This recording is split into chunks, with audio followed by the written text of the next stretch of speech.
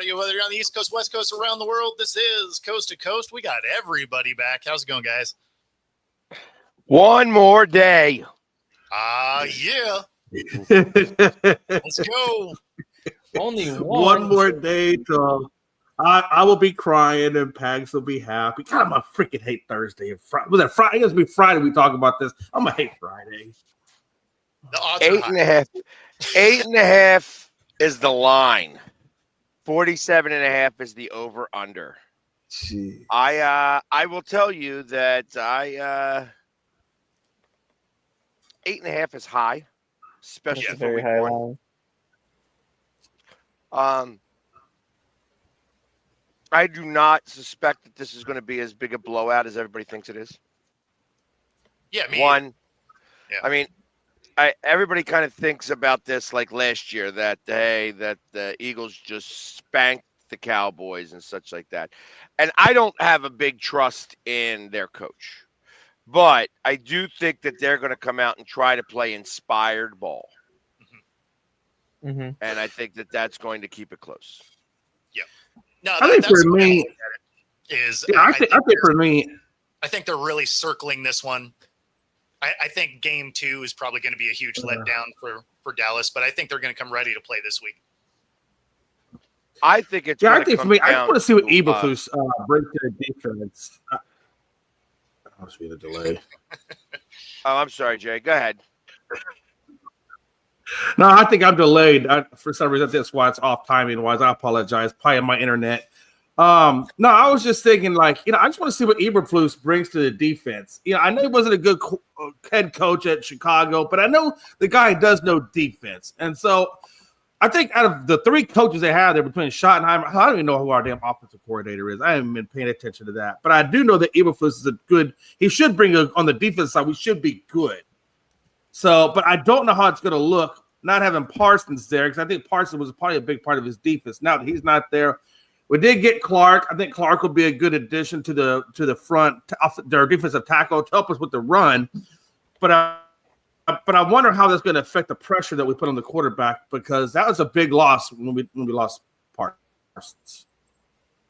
I agree, but I also think that first off, I don't think that he's going to help out the run because he was terrible against the run last year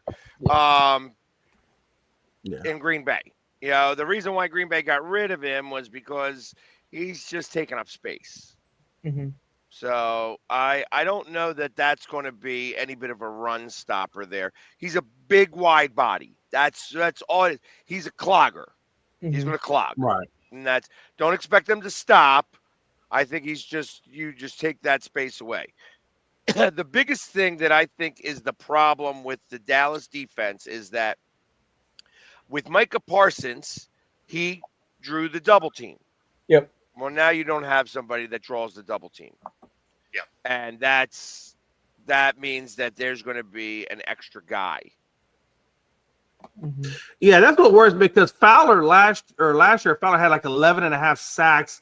But because, like you said, Parsons isn't there to draw that double team, I expect his sack rate possibly to go down, because there's really nobody else that I know of on that team that's proven themselves to be a sack type guy. Again, because a lot of the stuff is still new now that Parsons isn't there. So I'm curious to see where that goes. But what's more important, what intrigues me the most, I was just about this the other day, is that Trey Lance, they gave up 3 draft picks to get Trey Lance. And the Cowboys got 2 draft picks to get rid of Parsons. I don't know. That seems crazy to me when I think about that. They gave up 3 first-round picks. I think initially San Francisco did to get that number 3 spot. Oh, yeah. You know what I'm saying? What I'm saying is, an undrafted guy gets 3 picks to go up and grab him, and Parsons, who is a proven great defensive guy, only gets 2. I feel like you're talking about oranges and bowling balls. Yeah, the difference was the Trey Lance trade happened on draft night. And if you're going to trade up on draft night, teams are going to milk you for everything they can get from you to make up, versus Parsons was not happy with his contract. He was in a situation where he was disgruntled, and you kind of saw it with Devontae Adams last year with the Jets. When you have unhappy players who want out of an organization, teams are at the point where they're just going to give up what they can give up to get rid of him, to get rid of the headache. Well, and I think had they done this pre-draft, they would have got more. Oh yeah. I guess what I'm saying is, I guess the point I'm trying to make, and I'm probably doing a terrible job at it, but it's crazy that, you know, a guy who's not proven yet, and I get his draft, so I understand they're hoping for what he could be. It's just when I see an unproven guy get 3 and a proven guy get 2, it's just hard for me to wrap my personal brain around that. Well, but I understand where you're coming from. You're also talking about a position difference too. Yeah, like quarterback. If you had somebody as dominant as Parsons and he played quarterback, they'd have probably got 3. Although, because of the way they handled it, they probably wouldn't have, because again, that relationship was so fractured by then that, like, even if you did try and sign him, it would have just been toxic in the locker room. I don't think they should have tried to sign him, because like you said, it was too toxic at that point. I'm just wondering if if the Cowboys could have gotten more. I feel like they gave up too soon or traded him too soon, where they probably could have got a little bit more for him. No, I think you're right. I think the Astros could have handled it better than the Cowboys did. And you're right, probably so. Like I said, I think that this was the first move of the Stephen Jones era. I think that this was a move to get rid of the cancer that was growing in the locker room. Yeah. And I think that you had to do what you had to do there. Yes, could you have gotten more for him? Probably. But I don't think that you could have gone into this season with that starting to fester. Exactly. Yeah. You had to get something done. You either had to get the long-term extension done, or you had to trade him and rebuild for the future. No, I think at this point it was bad enough. You just had to get rid of him. Well, yeah, but I'm saying, like, what he was saying, though, like, you couldn't have gone into the season with the situation that it was at. It was either, like, you had to come to an agreement and get him extended to just try to mend everything, or you had to get rid of him to build for the future. There was no happy medium that was going to be had. Yeah. So now Green Bay gets to deal with them. And like I said, I would have put it in the contract. Like, hey, we're paying you lots of money. No podcast. That's something for later. You know? He still might not play this week, so. Well, he's probably not going to play this week. And my expectation is that the podcast is going to have similar effects in Green Bay that it did in Dallas.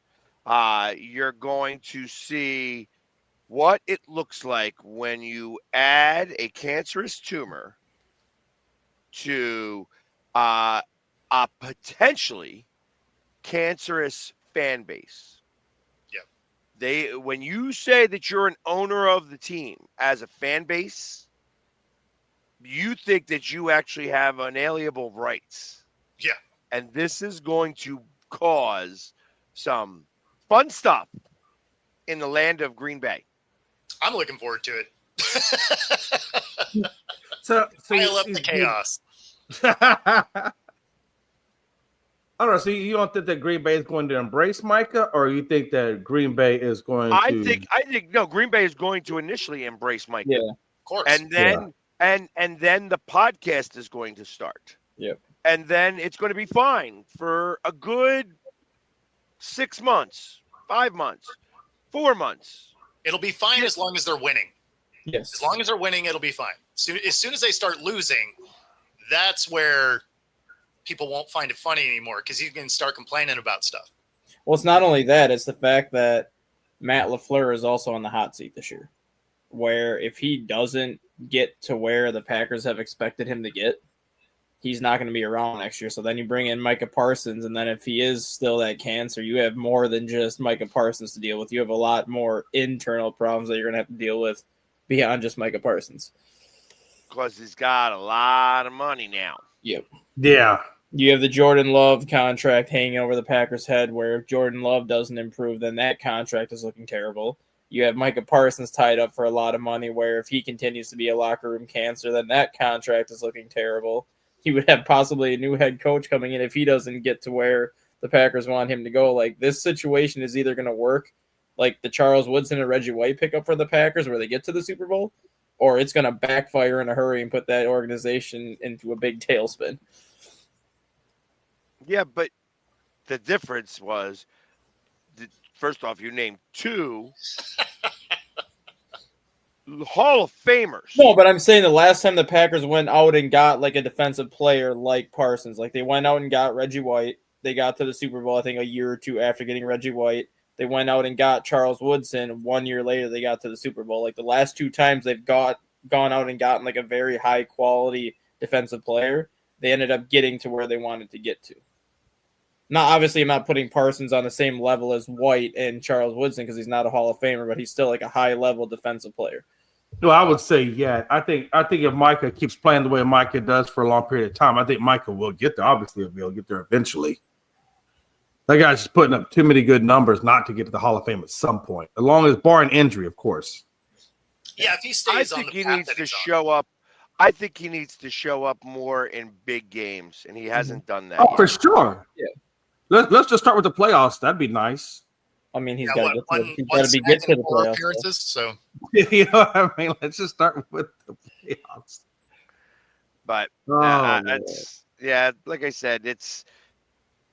I think that division. You're saying that the Bears are going to win that division, Joe, that is hilarious. that is a little bit hilarious to me. However, I don't Well, think Brand that picked up this morning, division too. has a 12-game winner this year. No, Kyle Brandt picked up this morning on I don't NFL care what Network. anybody says. I believe Joe hits that Vino really early. I think Joe hits that Vino pretty early. I don't care what Joe Well, says. I think it's- He it's doesn't much- drink though. And not only that, no, but that's what he it's- says. Italy is much further ahead of us in time. It's evening. Yeah, there. that's right. It's like 4 o'clock in Italy. Yeah, that's what I'm saying. Okay, so instead of starting this Vino at 6, he probably started at about 4. Joe, I'm not fully believing that you don't drink Vino. Sometimes I love you, Joe, because you're a Cowboys and Houston and all that. But sometimes when you say the Bears are going to win it, I know you're drinking some Vino, or you're drinking some really other good stuff. I don't know. Well, either that or he's drinking what Kyle Brandt on NFL Network's drinking. Kyle Brandt picked this morning. Kyle Brandt has the Bears winning the division and the Packers getting the wild card. Wow, that's crazy. There's a lot of people that are getting very high on the Bears right now. Like Well, higher they than like the coach. That's So does that mean that Caleb Williams has gotten better now at the quarterback spot? Because No, he it's wasn't coach. looking good.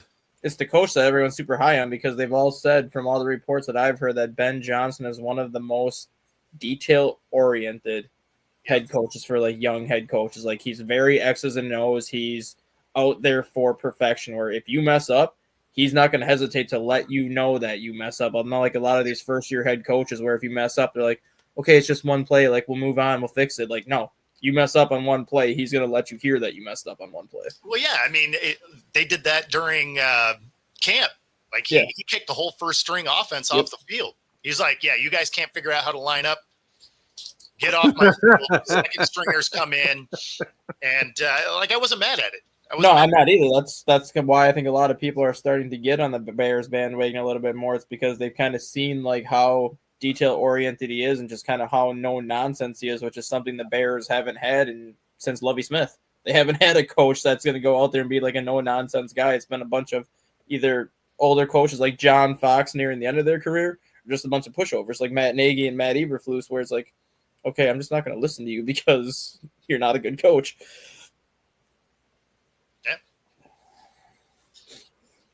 We'll see. We'll see. I mean, obviously, they're high on him now. Let's see how he deals with, like, does he get the red face like Tom Coughlin when his team is all screwing up? Or does he make the Chucky face like Gruden did? Cool. Yeah, I mean, so I believe the Bears will be better? No question. Yeah. Do I think they are winning their division? Absolutely not. Well, the reason why I think the Bears are going to be improved, though, and I don't even think it's going to be because of Johnson. I think it's because of Dennis Allen. Because Dennis Allen is one of the best defensive coordinators in the NFL, but now you have that guy with head coaching experience that can help Ben Johnson versus you look at Matt Eberflus's staff. The offensive coordinator is Luke Getsy. The defensive coordinator Allen was a terrible head coach. But he's got head coaching experience, so like he can at least help Ben Johnson with some of the head coaching decisions versus Matt Eberflus's staff, whether it was the defensive coordinator, the offensive coordinator, all these guys are first-time coordinators. They didn't have like don't any of know. their head Like, coaching staff. If I have Dennis Allen giving me input, I'm like, okay, yeah, so that's not what I'm doing. Like, But he knows what he's doing on defense. I feel like you're holding back. He knows what he's doing. He knows what he's doing as a defensive coordinator, though, and that's the thing. Like Ben Johnson doesn't have to touch the defense. Like he can trust like Dennis Allen is going to run that defense and not worry about it. yes, So that's like one less responsibility he has to worry about. as a coordinator, absolutely. Yeah. But you're talking about input as a head coach, and I'm like, yeah, I mean, It's basically the head coach of the defense. Like Johnson won't have to worry about that side of the ball. He's like, you run Yeah, this side of the yeah, ball, I'll focus on this side. no, and that's fine. That's fine. No, I mean, just like I wouldn't be taking Eberflus input for a head coaching position either. Is he a good coordinator? Sure. Yeah. Did he do anything that I found valuable as a head coach? Not really. Nope. No. I would keep him strictly on the defensive coordinator, for advice, and that's at that level. Yeah. We'll see. Yeah. We will see what happens.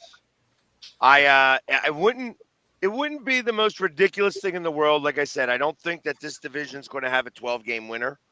I think that they all take a step back a little bit, which allows the Bears to kind of take a step up by proxy. Sure. You know what I mean? And so it wouldn't be the craziest thing in the world. Like I like Kyle Brandt, and Kyle Brandt is he is very calculated with what he takes a hot take. And having Chicago win that division is a little bit of a hot take. It is. It is. But it makes sense on that hot take because out of all the divisions, like I said, it wouldn't be ridiculous to see the worst to first happen in that one. Yep. I also could potentially see, and this is more of a hot take, seeing the worst to first being from the Carolina Panthers. Sure, that's a division you could do it in. That's also the same type of situation. I feel like, for different reasons, obviously, because there's a lot of stink in that one where there was a lot of good, and they're taking a step back, and the one that did stink is going to take a little step forward, and that's going to make it look like a big step.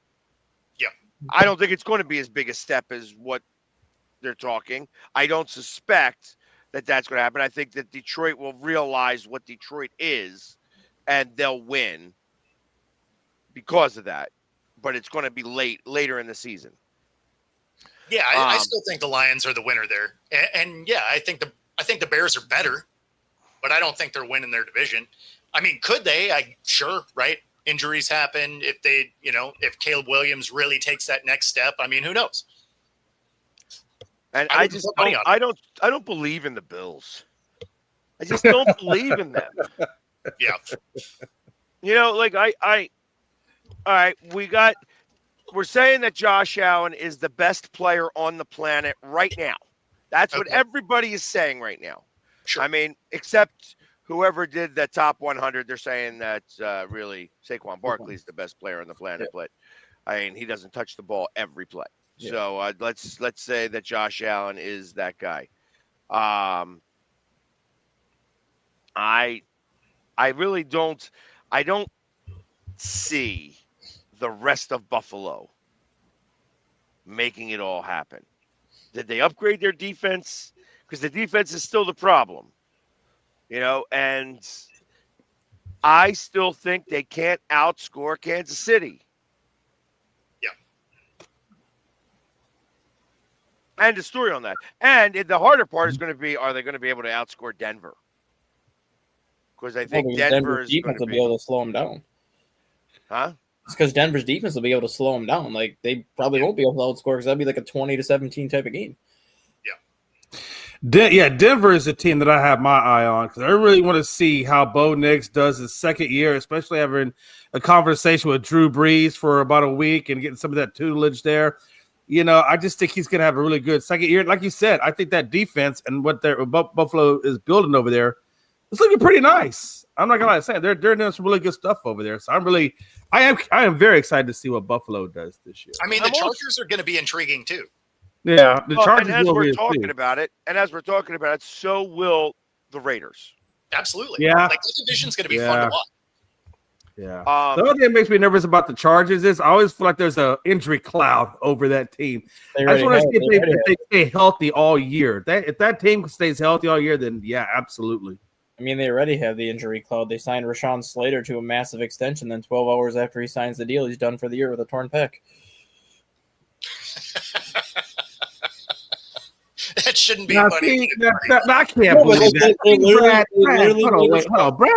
Brad just said that. And he just said Josh Allen is better. Or what did he say? Josh Allen is way better. Jalen Hurts is better. Or excuse me, Jalen Hurts is way better than Josh Allen in big games. So I can't take Brad seriously now. Brad, I can't take you serious. I can't. Look, Jalen Hurts is from my part of town.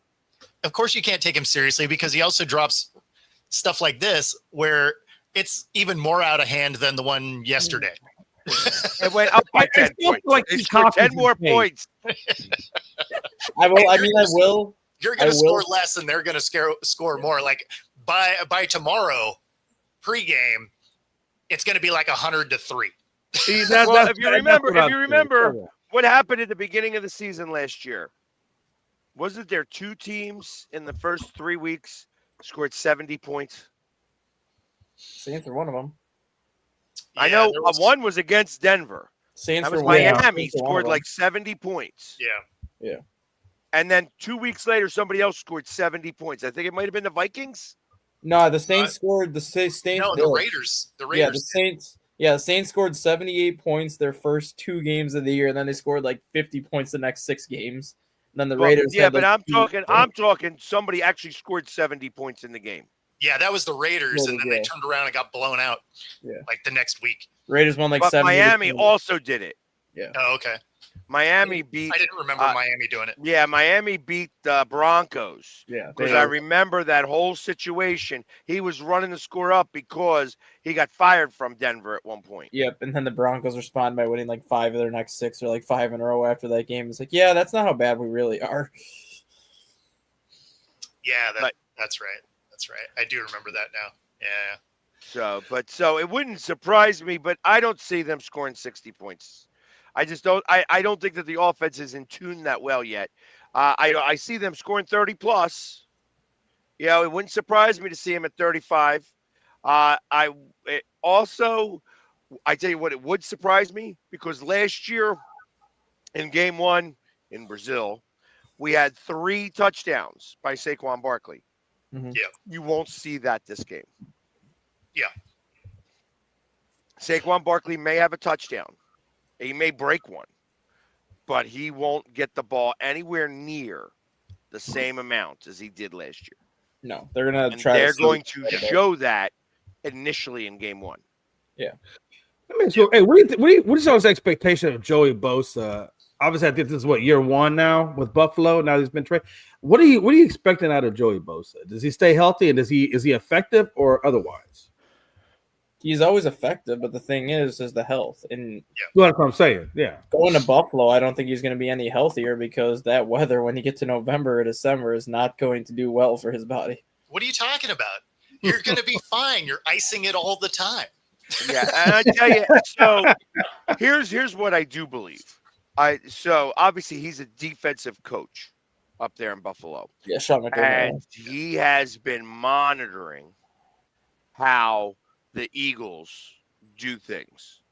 So I suspect, because he's got now that, and this is where I'm unsure of. Like I said, I wasn't sure really what Buffalo kind of did, but they have 7 defensive linemen now, or 8 defensive linemen. So they're going to be rotating them out. So realistically, Joey Bosa should only be playing about 45% of the snaps. Yes. Right. Yeah. And if he does that all season long, he'll be very effective, especially towards the end of the season. Mm-hmm. If they stick with that. Yeah. Now, the problem is that as they get towards the end of the season, if they're not getting bit by the injury bug at all, I suspect that because he's doing so well, he'll start taking 55 to 60% of the snaps. And that's going to be too much for him. Mm-hmm. And that'll get him hurt. And that'll get him hurt right at the wrong time. Yeah. Right. So you got to stay true to the game plan and don't alter it if you want him to last. Which I agree with that. With the way his body is, I agree with that 100%. Yep. You know, it's like that's why the Eagles do so well. Right. Now, obviously, Carter is now a full-time player, you know, for the Eagles, you know, so they don't take him out as much. Davis, I expect Jordan Davis to have a ridiculously monster year. Yeah. And because it's a contract year, and not because he's going under a new contract, I don't think that I just, when you look at him this year, he filled out the body. He filled out his body. I think before he was still a little young. He was still a little chunk. You know, he had a little chunk on him. That chunk is now straight mass muscle. And that's going to play a big part. This dude was a monster to begin with, and now he's stronger. Mm-hmm. And, you know, I don't care what anybody says, he's smarter. He's a smarter guy. I hope that they can keep him, but I don't think they're going to. I think that that's going to be one of the losses that they have on this defense next year, because they're just not going to, unless they franchise him, which is a possibility, and sign Carter. That would be how I would handle it if I was Howie. But he doesn't like using franchises because he knows that that upsets the player. Yeah.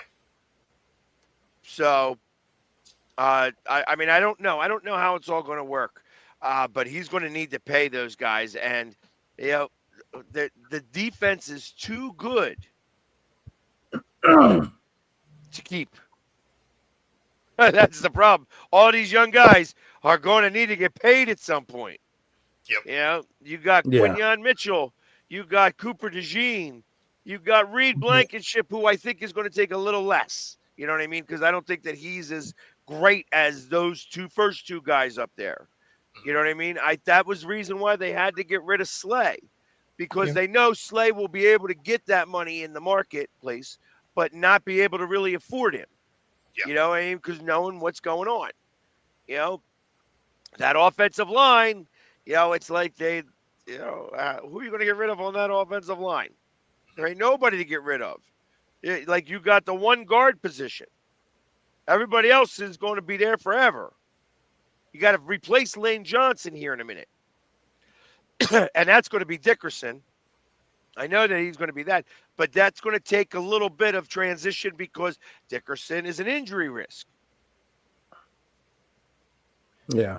I see a lot of different things happening. I like the fact of where the Eagles are.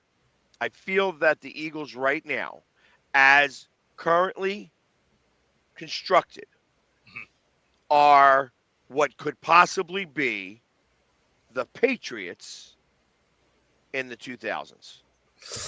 That's a big statement. It is a big statement. It is a big statement. They're currently constructed. Injuries play a big part.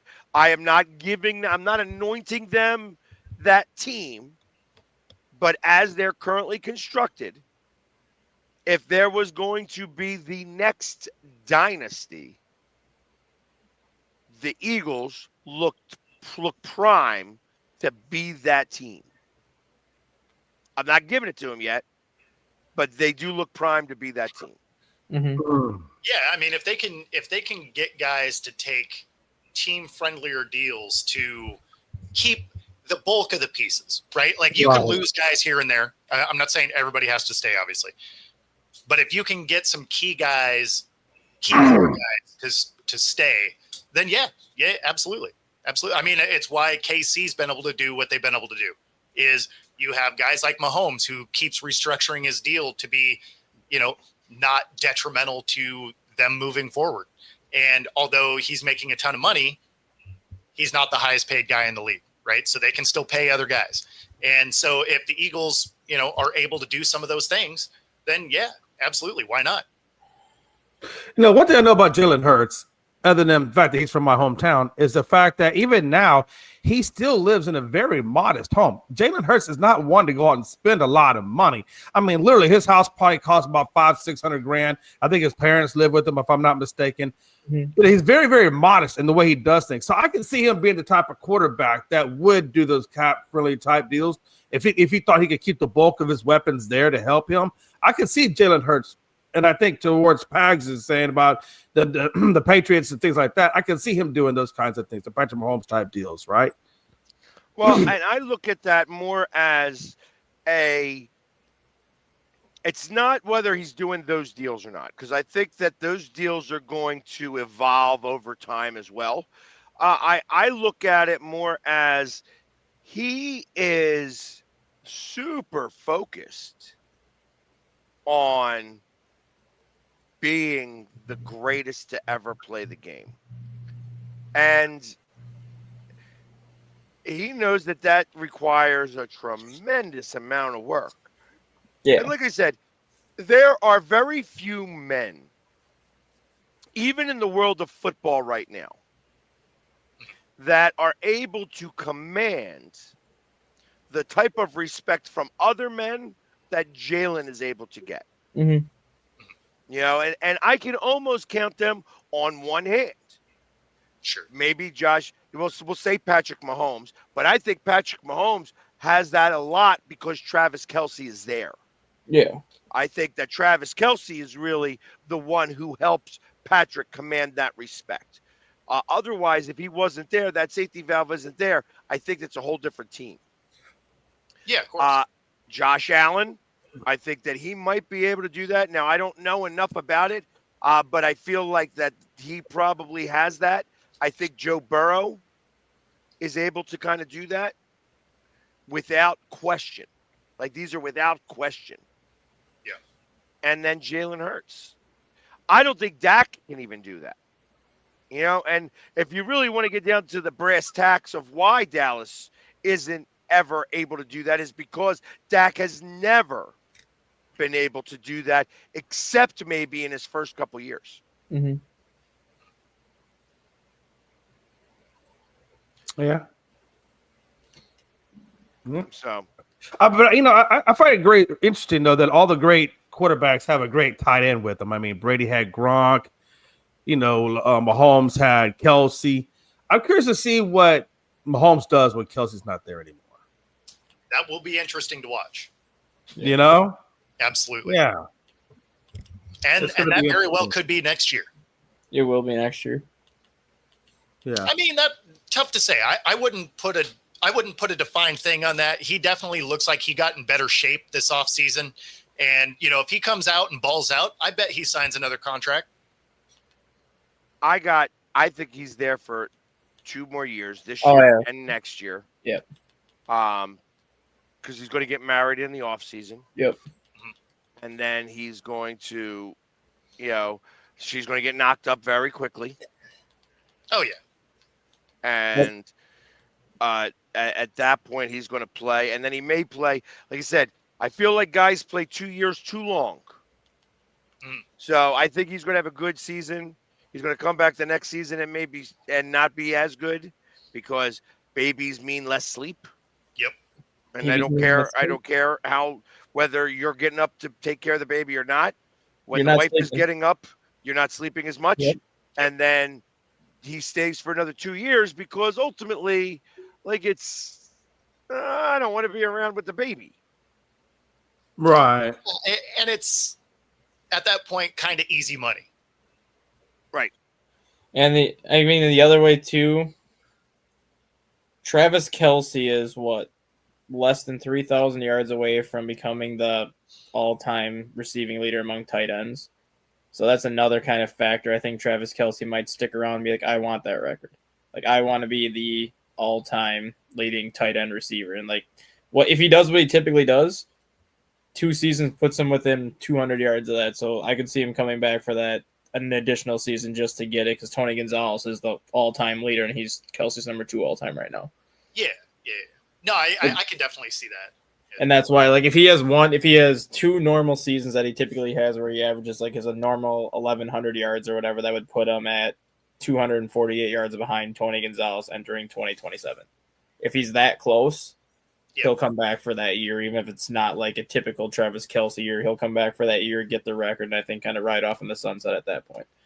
I mean, Travis Kelce really had a big off year last year. He didn't put up nearly as much as. I think he still had 1,000 yards, or at least. I'm not saying he still didn't have a. I'm not saying that. I'm just saying, but he didn't look. He has not looked like that dominating Kelce that we've seen in the past, though.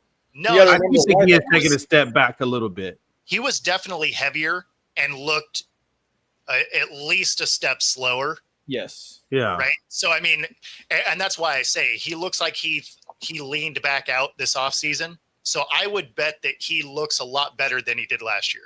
So here's what happens, and you could. He got a new girlfriend. That's what I'm about to say. New girlfriend means dinners. That's Yeah. right. It means you're eating. Mm-hmm. You're not doing some of the things that you're doing. There's a Now lot of they travel. live together. There was a lot of travel in that. Yeah, now they live together. And you know what? She's like, hey, listen, he's talking about it like, hey, I'm a step slower. Well, listen, we got all of this resource. We've got billions of dollars. Exactly. Bring in whoever you want to. We got space. They could go stay in the third guest house. Let's start getting you back into shape.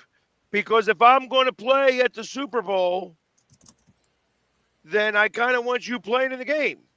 Right. I also If want not, you you're to going to be win. on stage with me, and how funny is that going to be? It's also better if you win. So if you can be, effective in that game is important as well. Yeah, honestly, I'm really looking forward to seeing Jaden Daniels play this year. I'm really looking forward to see what this Commanders team does year 2, because year 1 with Jaden was just as good as what C.J. Stroud did.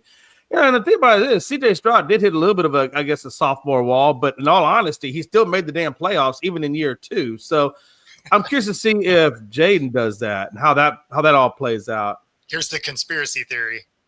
And if worse comes to worse, the NFL will give to a Super Bowl as a wedding.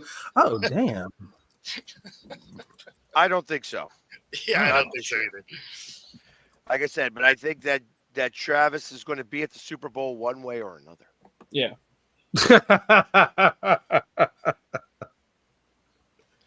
So. Yeah, those celebrity girlfriends and or fiancés now turn wives. I just think that does something to players. Like you said. I mean, I've watched Romo go through numerous girlfriends, and it affected him. You can tell it affected him a little bit, but It affected him a ton. you know what I'm saying? That Jessica Simpson year. Like, Yeah, he played man. like garbage that year. and what was the other one? Carrie Underwood, I think, was the other one. Yeah. He wasn't as bad during. No, it wasn't not as bad. But I give Jessica to Romo Simpson though, man. Just to land 2 women like that. Good straight job. ruined Romo. Yeah, no, I don't know what it is about that one, but man, he was not good when they were together. It was funny, Yeah. Yeah. but Yeah. and it was hilarious because as soon as they weren't together anymore, all of a sudden he was back to how he was. It's like, oh, I mean, that's a pretty easy parallel to figure out. And you got to imagine, like with Taylor Swift and Kelsey, that's a lot. That's a lot of limelight. Like Pags is saying, that's a lot more than just the eating. That's a lot of disruption from you being mentally prepared to go in there and play the game of football when you got it was that a on lot you. of travel. It was all the travel because they were going back and forth, seeing each other. They went on vacation together. Like that. That's a lot of not working out, right? And it showed. Oh, that's a lot. Not working out, not doing your preparation, study time, watching your game. I mean, there's a lot that takes away because your mind, you can't tell me his mind isn't thinking about other things. And the thing too with Kelsey, priorities. the thing too with Kelsey last year too, and no one's gonna sit here and say that Kelsey's like a burner by any means because he's not like a fast tight end. But last year was like the first time that you could legitimately say that he played really slow. He just looked really slow last year as compared to years in the past.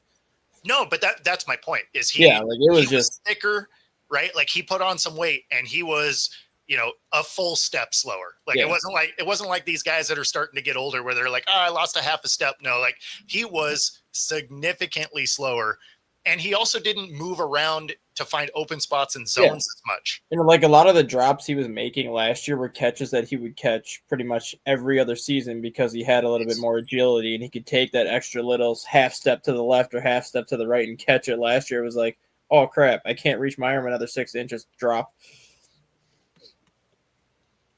Yeah, and you're right. Fantasy was if you drafted him, man, you were mad.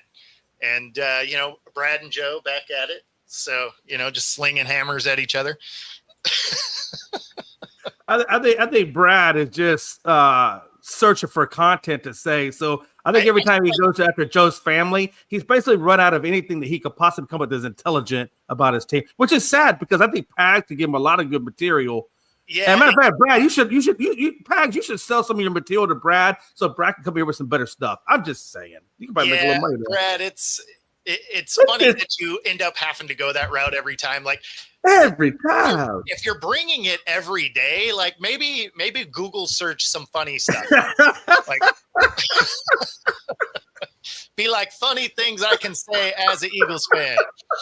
I mean, there's probably a lot of material out there that you could go with. Look, I'll be honest with you. If I was an Eagles fan, it would be very easy to go after Dallas. And I could probably come up with a million things to say about that. A million, trust me. And if you don't, there's a million memes out there. You can take their crap and put it on here, and I'll have more respect for you. I'm just saying, come on. Let's just be better people. Let's be better people. Yeah, that's the main takeaway, Brad. Be better. I just like that he's going to follow the Chris route and block us and stuff. I know Chris misses us. I feel like Chris does. I feel like Chris is in the fetal position on his couch.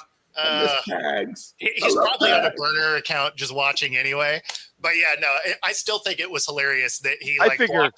He blocked Chris me is Brad. Brad is Chris. Yes. Finkle is Einhorn. That would be hilarious. That would be hilarious. So can we sidetrack into baseball really quick? Sure, why not? So I haven't taken much notice into this year just because the Red Sox haven't been really good the last couple of years. But have any of you noticed the season that Aroldis Chapman has been putting together this year? I mean, just Boston in general is playing good. Well, like the season that Aroldis Chapman's been putting together, I think he's 36 or 37 this year. As things currently stand, he is posting the lowest OPS in Major League Baseball history. Damn. His OPS is like a 363 or like a 350 something right now. For a 37-year-old reliever, that is impressive at any feat, especially for how long baseball's been going on. And Chapman was one of those guys the last couple of years where it looked like his days as a closer were going to be over. Boston took a shot on him this year, and now he's out there posting one of the best relief seasons in Major League Baseball history this year. Oh yeah, I got him as my reliever on my fantasy team, and he just blows up a point every time I play him. Blows up. Yeah, he's definitely having a good year this year. Which I don't know where Boston found this version of Chapman, but yeah, he's been pretty good.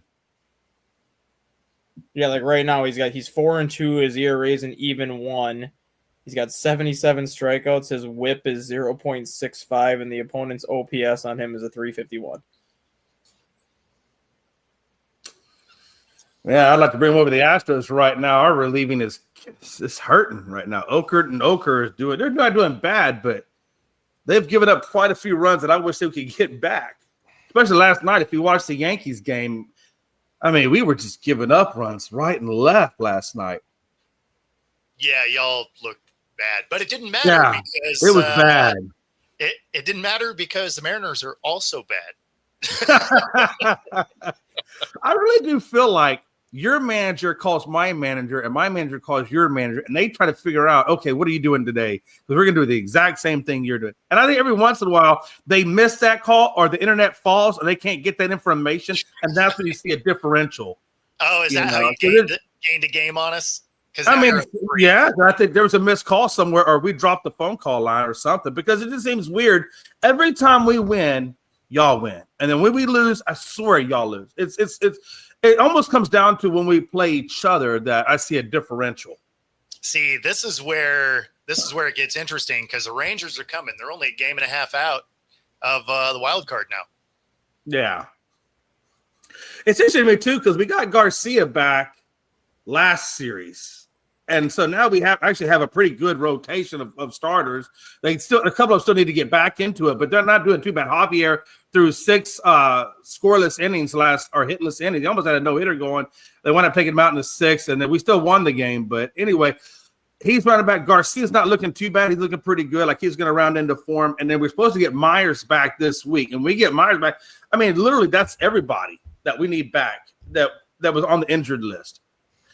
The problem is, can they get all of it together and get them all situated and build the momentum? Because we only got less than a month and we're in the playoffs, so they're going to have to get caught up to speed real quick. I mean, we might be watching from the outside. I mean, shout out to my Mariners, though. Never making me feel conflicted when it comes to October of what sport I'm going to watch. Right. Hey, don't worry, though, because we play you guys on my birthday, September 20th, the 19th, 20th, and 21st. That's our last series. And then after that, I think we have 1 or 2 more series left, and then we're in postseason. So, yeah. The season ends on the 28th. Yeah, worry. There you go. My worry is we're playing sub 500 ball at the moment. Yeah. And that'll be tough to keep pace, especially when you're looking at the Rangers, who are 8 of their last 10. And now I do believe they lost yesterday. They did lose yesterday. See, that's the thing with the Rangers too. Like record aside, at the end. Well, record aside with the Rangers, like their record is not great, but they have the 3rd best run differential in the American League. Like they're, for whatever reason, like their team has actually played a lot better than what their record shows. And if they got hot, because we've seen Texas get hot at this point of the year before, which is how they ultimately won the World Series a couple of years ago. Well, and they are. They're 8 out of their last 10. Yeah, if they stay hot through September. They were 9-1. So yeah, if they stay hot through September and can get into the wild card, like the final wild card spot, that's a team that no one's going to want to see in a best of 3 or a best of 5 series. Yeah, we're headed the wrong way though, Joe. You guys are you're 3 games up on us, and we are trending the wrong direction. The Rangers, on the other hand, I was worried when I saw, they were still hanging around because, like, man, they have a habit of making it stressful. Are they 2 games behind out of the wild card right now? Is that where they're standing? 1.5. 1.5.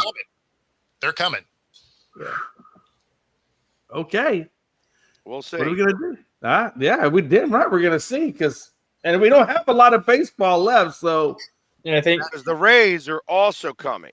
Yeah, the American League wild card race is going to be very fun to watch the last 2 weeks versus the National League wild card race is going to be wrapped up probably within the next 10 days. But if you'd asked me and Bo, we were talking about this American League and the wild card race a while back, we'd have told you that Texas looked like they were toasted. Now, like Bo said, you never can count them out because here they are, 1.5 games now, right? And we didn't think that was going to happen. I didn't think it was going to happen. Like 2 weeks ago, they started to make this climb back in it. It's like, oh, we're letting them hang around. It's a problem. And then here they are, 1.5 games out. And the scary part too is they're 1.5 games out, and they don't even have Nathan Eovaldi pitching right now. Nathan Eovaldi hasn't been pitching in over a month, and he was one of the best pitchers in the American League all season. So if he does come back in time for the playoffs, Nathan Eovaldi's always been a good playoff pitcher. So then you got him. You have Merrill Kelly, who I think is like 4-1 or 5-1 since the Rangers got him at the deadline. That's going to be their top 2 plus whatever else they have lined up in that rotation. Yeah. We shall see. I think it's kind of funny. I mean, everybody that we've traded for literally has gotten hurt at some level out of that trade for Tucker. Oh. I mean, I know Tucker's doing great now. You have the Astros next. Or, I mean, you have the Rangers next. The Astros do? Yeah. Yeah. Yeah, right after the – At home or away? Away. That's good. I don't want to play them at home, be honest with you. That left field – I hate that left field porch and Daikin Park. I've told this before. I'd rather the Astros – honestly, I'd rather the Astros get the wild card spot and have you guys get the home – or get the divisional spot. That way I don't have to play at home as much because that left field porch kills us. you actually play them twice in the next 4 series. Yeah. Yeah, it's not gonna be fun. So the first one there, the second one in Houston. Yeah. Wow. Okay. And then we got you, Bo. So I'm telling you, I think over this next month, I think a lot of things are gonna go left and right. Yeah, that I mean, you know what I mean? That makes our division very interesting. I Well, didn't realize you still had 6 games against them. Yeah, the next 2 weeks are going to be crucial for the Rangers because they have the 6 against the Astros. Yep. Then they have 6 against the Brewers and the Mets mixed in with those 2 Astros. But then they finish the season with the Marlins, the Twins, and the Guardians. Those last 9 games. So if Texas can at least go, we'll say 6-6 over that 12-game stretch with the Brewers, the Astros, and the Mets, if they can go 6-6. 7-2 in those final 9 games is very doable for Texas. And if you're 3 games out and you go 7-2, they can steal that division, let alone steal a wild card spot. Well, the biggest thing is I mean, they could get that wild card spot pretty easily. Yeah, I'm just saying the division in general, though. If they're 3 games out with 10 games left to play and they go 7-2 over those final 9 games, that's putting a lot of pressure on whoever's in first. Yeah, I mean, tough. I tell you, if it comes down to the last weekend for you guys in Seattle, the fact that you guys have the Dodgers sucks ass for you. Yes. Because you have the Rockies, which you could sweep them easily enough. You play, like you guys play one more game at the Rays. Yep. At the Braves, who are not doing very well right now. Then you have St. Louis Cardinals, which I think are out and, on the outside looking in and going to remain that way. Then you got a 4-game series with the Angels. They play us tough. In Seattle. Yes. So, you need between that 7-game home span, you need a 5-2 record there. You need to take 5 of the 7 games between the Cardinals and the Angels. And then you got 3 games at the Royals. You got to take 2 or 3 there. 3 games at the Astros. You definitely need to take 2 or 3 there. Yep. Then the Rockies, all 3, and then hope that you only need 1 win to clinch.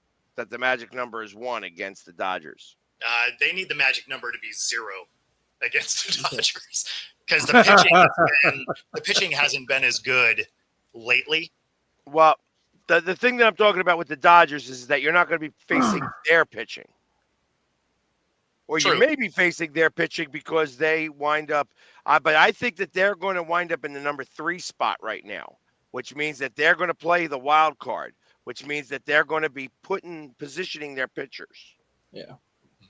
I mean, they're far enough away from the Phillies that, if everything holds firm, that the Dodgers would then be working out their pitching staff, and you would get 3 loafer pitchers. Maybe. Yeah. I just need your Phillies to take care of the Brewers 2 more games, Pegs, and then we can make things interesting the last 3 weeks. I would suspect that they are going to win 1 more of those games. We actually have the Brewers number. And I hope you do, because I have 1 more game with the Braves, and then we get 3 with the Nationals over the weekend, then we get 3 more with the Braves. So, I want to get this within 3 games and make this real interesting down the stretch, because the Brewers' end of the season is much tougher than the Cubs' end of the season right now. Hey, Dustin, what y'all do with Tucker over there? I know he was on the bench there for a little bit. Now he's back in. I saw he's batting around 260. Well, he's looking back for you guys now. He's up to 268. He's been hot, but now he's going possibly on the IL because he got hurt last night. So for what? What's he going for? Calf injury. Damn, really? It might not be an IL stint, but this late in the season, you're not going to push it, especially when you have a 10-game lead from being out of the playoffs right now. Like the Cubs are 10 games clear of being out of the playoffs. So even if they have to sit Kyle Tucker as a precautionary reason, now is the time to do it to get him healthy for the playoffs, as opposed to sitting him 2 or 3 games, trying to play him again and then have him hurt it worse. So it might be just one of those things where it's day to day, and all of a sudden we get 5 days in and the Cubs are Well, we'll just put you on the 10-day IL, but we'll backdate it 5 days, so you're only actually going to sit like another 5 days. Because they do have the ability to do that too, where you can just keep saying he's day-to-day, day-to-day, day-to-day, but then if you're 4 days into the day-to-day and he's still hurt, you just throw him on the 10-day IL and just backdate it, so it's not a full 10-day stint then. Yeah. I mean, the MRI will tell you. I mean, this depends on how bad he messed up that calf. Because what he wanted to do is mess up an Achilles. He said it's been bothering him since Saturday, and he's tried to play through it the last couple of days, but then he slid into second base last night. When he slid into second base, he just said that it got too tight to continue. Yeah, that's where you can do that MRI and start looking at things, because the last thing you want to do is lose him for the playoffs, or all to get out of the playoffs. For sure. That's crazy. You see where Framber? I just read about this. Framber Valdez drills Salazar last night dead in the chest. Not that he meant to do it. They got crossed up on, and he says he didn't intentionally do it. I mean, I guess Salazar called for a pitch. He didn't like it. He gave the pitch anyway. That's when old boy took him yard, hit that grand slam. Yeah. And then right after that, I guess he drills him with the 93-mile-an-hour fastball right in the chest. And I'm like, I don't know. You're telling your catcher that you didn't mean to do it, but at the same time, there's a lot of things that go into that windup. You should have enough time to know your catcher's good or not good. That was the first highlight that hit my phone this morning. I opened it up. I'm like, what's going on? And it's like, oh man. I told my wife, I said, I don't think Salazar's going to be his catcher next time. I fully expect either Carantini or Diaz to be behind the plate. But Framber doesn't like Diaz because Framber feels like Diaz can't handle the movement with his ball. And he feels like that Framber or that Diaz makes him more of a liability. That's why I think he put Salazar in there. But he met with Carantini on being hurt right now. He may not have no choice but to go back to Diaz. Or he could just go sign Martin Maldonado, who just signed a minor league deal at 40 years old. At least Martin Maldonado. You know what? I wouldn't mind bringing that guy back just for the playoffs. I mean, I don't mind the batting being not there. I don't need that.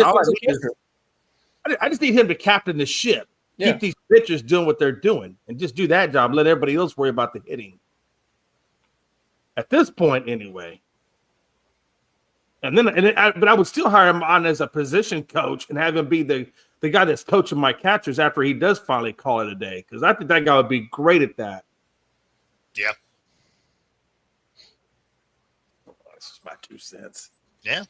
There we go. And that brings us to the top of the hour. For everybody tuning in, we appreciate it. Be sure to like and subscribe. Helps us bring our stuff to you. We'll see you all tomorrow for the kickoff of the NFL season. Can't wait. It's going to be awesome. See y'all then. Brad, get new material, Brad. New material. Let's go. Something new.